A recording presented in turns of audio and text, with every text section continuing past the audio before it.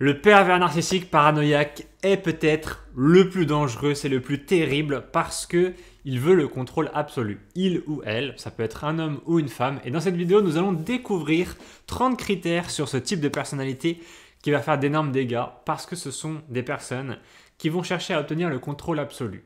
Alors on pourrait se dire, bon, les gens quand ils veulent le pouvoir, quand ils veulent le contrôle, ils vont l'obtenir et à un moment, ils vont s'arrêter.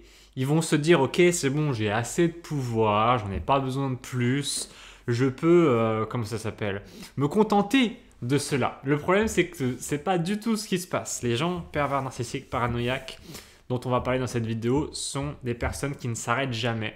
Ils vont chercher à avoir toujours plus de contrôle sur vous. Et si vous leur donnez, si vous faites cette erreur, parce que dans une certaine mesure, vous leur donnez ce pouvoir. Je sais que c'est pas agréable à entendre. Vous allez certainement me dire dans les commentaires, Romain, non, c'est pas moi qui donne le pouvoir aux gens pervers narcissiques, c'est eux qui le prennent. C'est une question de perspective, on va pas forcément en parler beaucoup. Ce qui nous intéresse vraiment, c'est de comprendre que cette personne perverse narcissique, paranoïaque, a du pouvoir sur vous. Donc on va regarder qu'est-ce qui se passe exactement. Qu'est-ce que cette personne fait de ce pouvoir? Quelles sont les implications sur vous? Qu'est-ce que ça détruit dans votre vie? Parce qu'effectivement, ça détruit des choses dans votre vie. Donc, vous pouvez choisir de rester avec les gens pervers narcissiques paranoïaques. Ok, c'est pas une vidéo pour vous dire ah là là, vous êtes avec une personne perverse narcissique paranoïaque, vous êtes complètement bête, il faut partir, etc. C'est juste pour vous expliquer ce qui se passe. Vous pouvez, moi je pense, partir de ces relations toxiques parce que au fond, il y a quand même assez de liberté ambiante dans notre société pour se dire si on veut s'éloigner des gens toxiques, on peut le faire. Je n'ai pas dit que c'était facile, j'ai dit que je considère que c'est quand même relativement possible.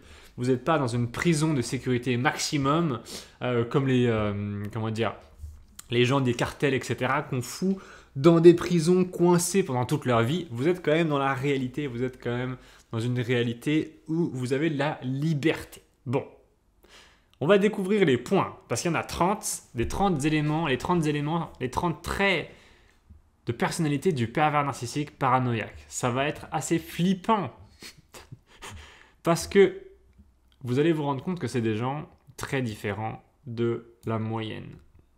Dans le sens où, comment est-ce que je pourrais expliquer? Si vous vous soumettez à eux, ils en voudront plus et plus et plus. Pour moi, c'est ça la différence. C'est qu'il n'y a pas de fin dans cette histoire au fait que cette personne veuille prendre tout le pouvoir sur vous. Et donc, ça va créer des vies, votre vie dans laquelle vous êtes totalement soumis ou soumise et vous en souffrez énormément. Parce que je ne suis pas sûr qu'on soit prévu pour ça, l'être humain. Mon premier élément, égocentrisme exacerbé.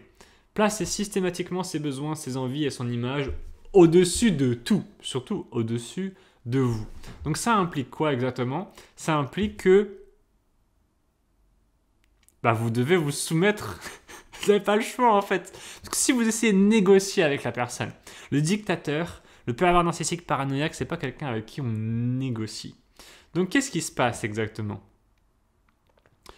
Vous vous soumettez ou vous êtes sanctionné. Donc qu'est-ce que c'est les sanctions?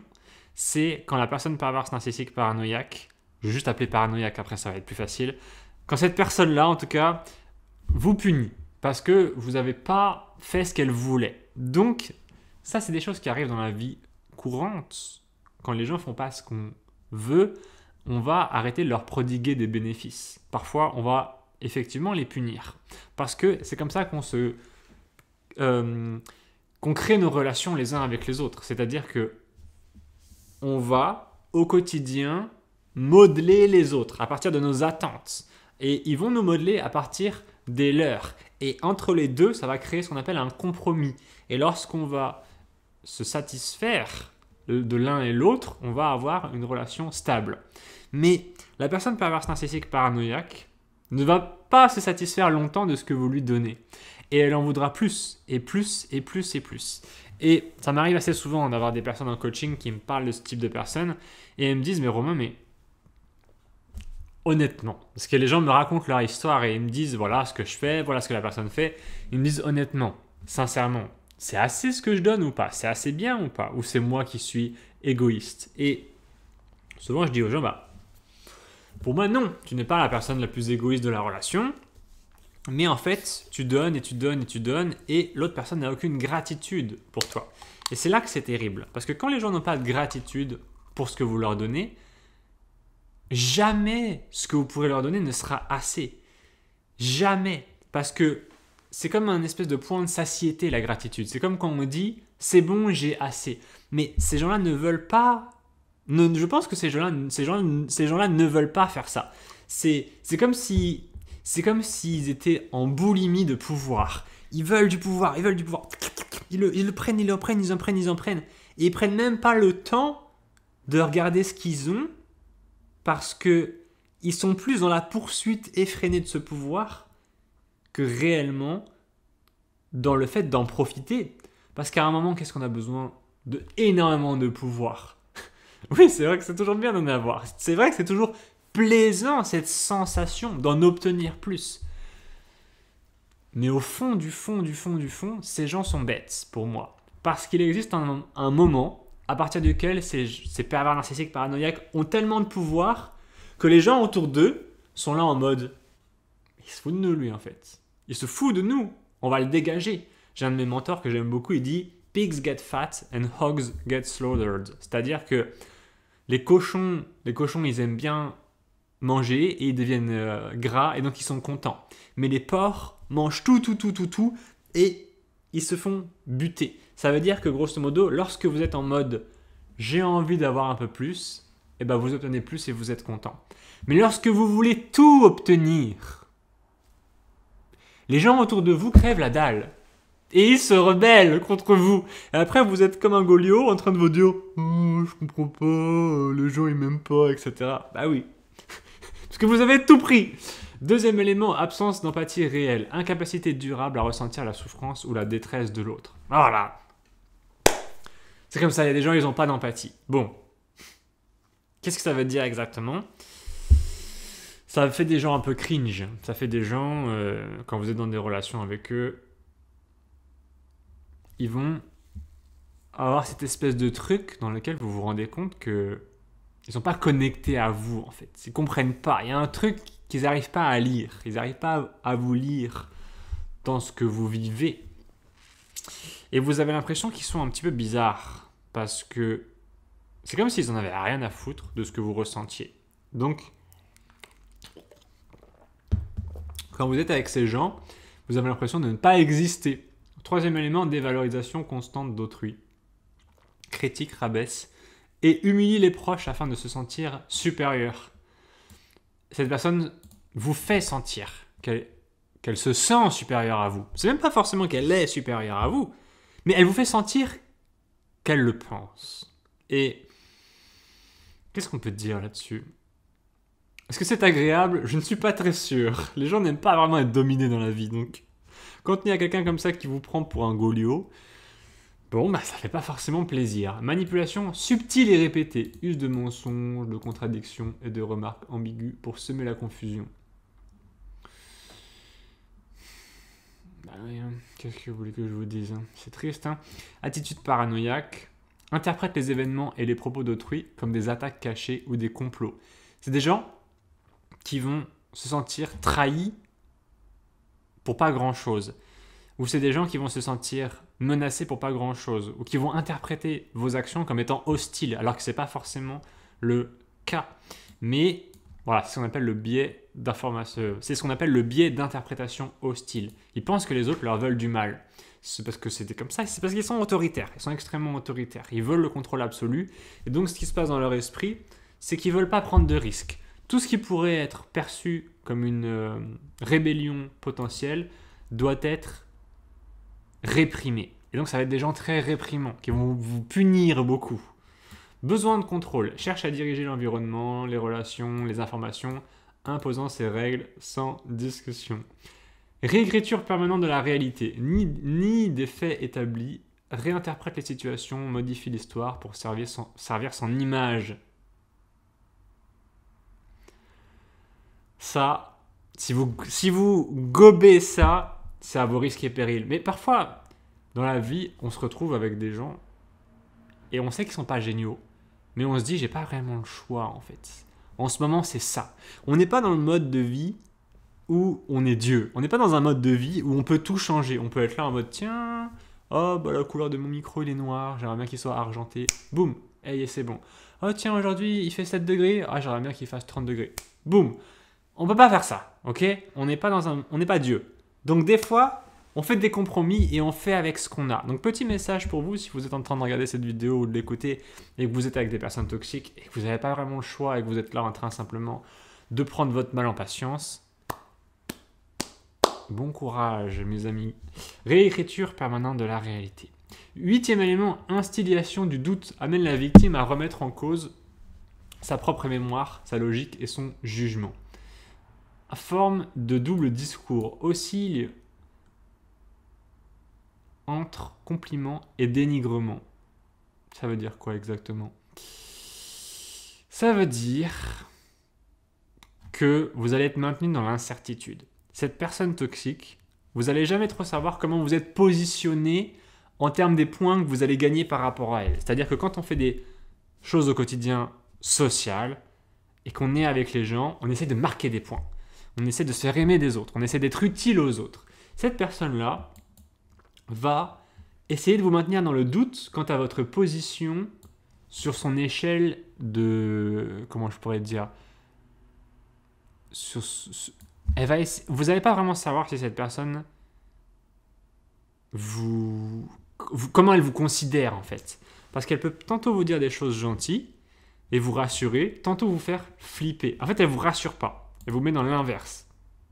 10e élément, incapacité à reconnaître ses torts.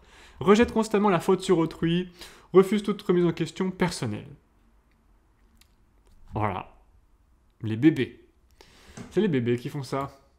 Colère froide et calculée. Explose rarement, mais exerce une pression psychologique continue, exprimant une hostilité voilée. C'est des gens qui, au fond, je crois qu'ils sont pas bien. Je crois qu'il y a un truc qui va pas chez ces gens-là exactement dans leur paix intérieure. Ils l'ont pas. Peut-être parce qu'ils sont terrorisés, peut-être parce qu'effectivement le monde, l'univers est quand même terrorisant. Je sais pas si vous avez déjà regardé ces vidéos dans lesquelles on voit, vous savez, c'est des vidéos où on voit l'échelle de l'univers. Ils montrent la Terre comme ça, ensuite ils montrent le Soleil, ensuite ils montrent d'autres trucs, des galaxies, des trous noirs, etc. Et on se dit mais en fait on est tout petit quoi. Et c'est terrorisant, bien sûr. C'est terrorisant parce que on est tout petit dans l'univers, on est aussi tout petit dans la société, on est aussi tout petit à l'échelle de l'humanité. Et on est vulnérable en plus de ça. Et quand on prend conscience de cette vulnérabilité, on a peur. Et du coup, on peut avoir peur des autres parce qu'ils pourraient nous faire du mal. Alors là, il y a des gens comme ça qui vont être terrorisés à l'intérieur. Être terrorisés à l'intérieur. Être terrorisés, peut-être qu'on l'est un petit peu tous, mais il y a des gens, ça crée, je pense, quelque chose qui dégénère en eux. Et ils ont besoin, pour se rassurer, d'exercer leur pouvoir sur les autres. C'est ce que vous voulez que je vous dise. Isolement de la victime. Cherche à éloigner la victime de ses soutiens, amis, famille, etc. pour mieux la contrôler. Mensonge stratégique. Invente des histoires, diffuse de fausses rumeurs, dissimule des informations pour manipuler le contexte.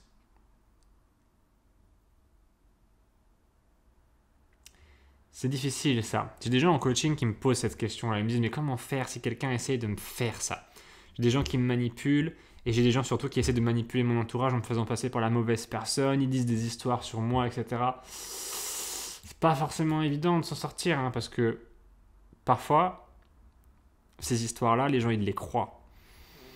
Et parfois, vous ne savez même pas qu'il y a ces histoires sur vous. C'est fait un petit peu dans votre dos. Manque d'authenticité émotionnelle. Ces émotions exprimées sont souvent superficielles, apprises et jouées.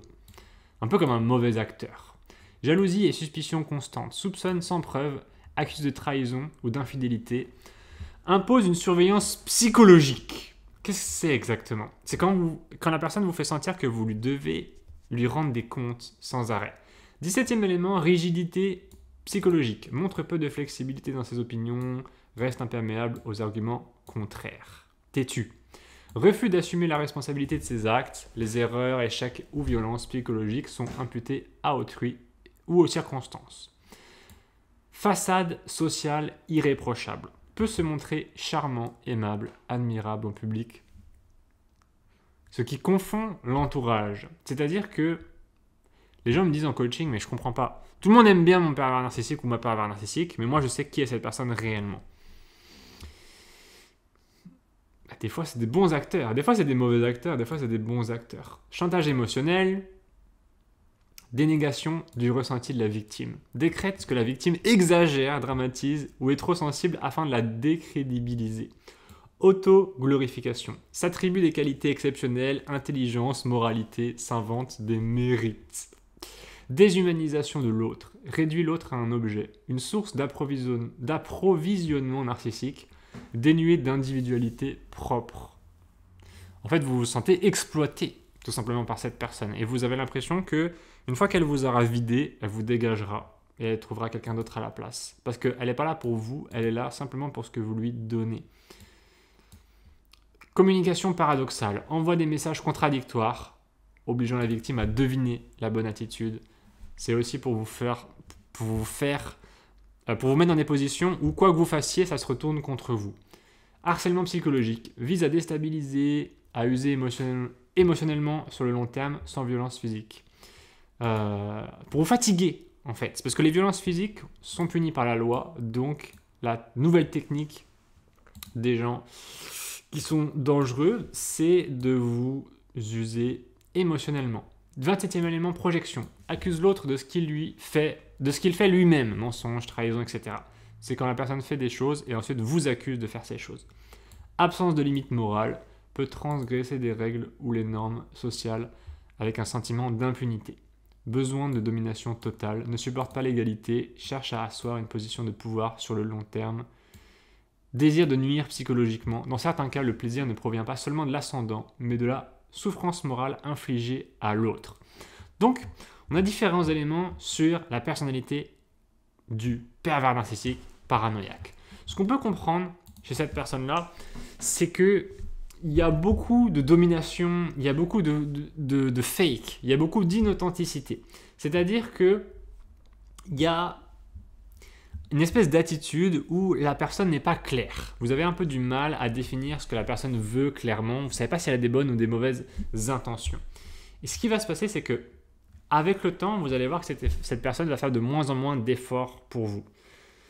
C'est-à-dire que vous allez être au quotidien, ou en tout cas régulièrement, avec quelqu'un qui, vous allez voir, fait semblant d'être gentil avec vous, fait semblant de faire des efforts. Et le moment où tout ça va s'arrêter, c'est quand vous en aurez marre. Quand vous allez en avoir marre que cette personne joue comme ça à aller de plus en plus loin vers vous, vous allez être simplement en mode bon. Là, je pense vraiment que cette personne, elle est de mauvaises intentions envers moi. Je pense qu'elle me veut du mal. Et donc, ce qui va se passer, c'est que vous allez commencer à vous défendre, vous protéger. Et la personne perverse narcissique paranoïaque va mal le prendre.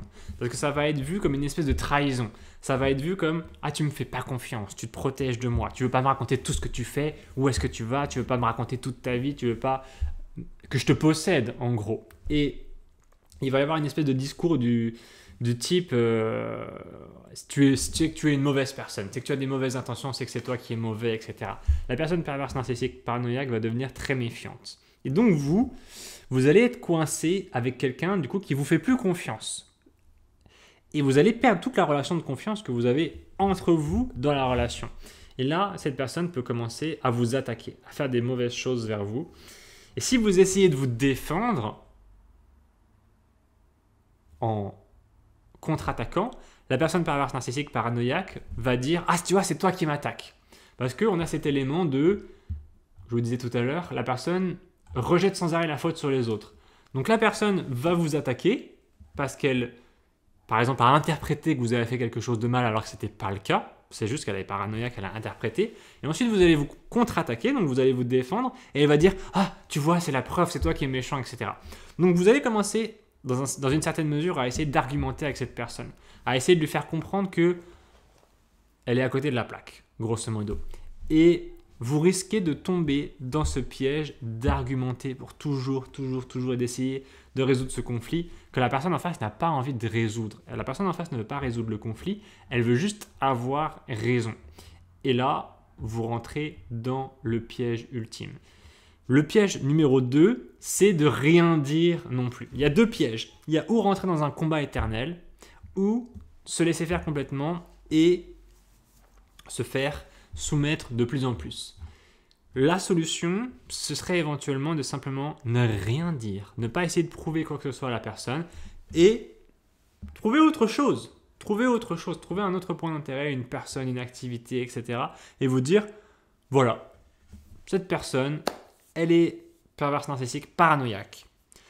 Quoi que je fasse, ce sera mal interprété. Quoi que je dise, quoi que je puisse mettre sur la table, ça ne pourra pas marcher avec cette personne parce que elle n'a pas assez confiance en les autres. Au fond du fond de ce qui se passe, c'est que cette personne n'a pas assez confiance en les autres. Et vous, peut-être que vous aurez envie qu'on vous fasse confiance. Et vous aurez envie que cette personne vous fasse confiance. Et vous aurez envie, parce que vous vous rendez compte que cette personne est souvent seule et pas forcément très bien affectivement, parce que quand on est comme ça, pervers narcissique, paranoïaque, on n'est pas bien au fond de soi, parce qu'on est déconnecté des autres, parce qu'on a un peu peur des autres. Vous allez potentiellement voir cette souffrance en la personne et vous allez vouloir l'aider. Vous allez vouloir venir et être la personne qui fera la différence. Peut-être que cette personne perverse, narcissique, paranoïaque vous aura raconté différentes fois où elle a été trahie, etc. Et vous allez vous rendre compte que cette personne a un peu quelque chose contre l'humanité, contre les gens en général. Et vous risquez, si vous avez un peu le syndrome du sauveur, de vouloir aider cette personne et de la ramener sur le chemin de l'humanité, de la faire se reconnecter avec les autres. Et vous allez vous dire, moi je vais être cette personne qui va reconnecter le pervers narcissique paranoïaque à l'humanité. Je vais te reprendre et tu vas revenir avec nous et on va s'aimer et ça va être bien. Le truc, c'est que c'est des gens qui ont du mal à pardonner aux autres. Et ils ont cette rancune en eux. Et ça les pourrit de l'intérieur.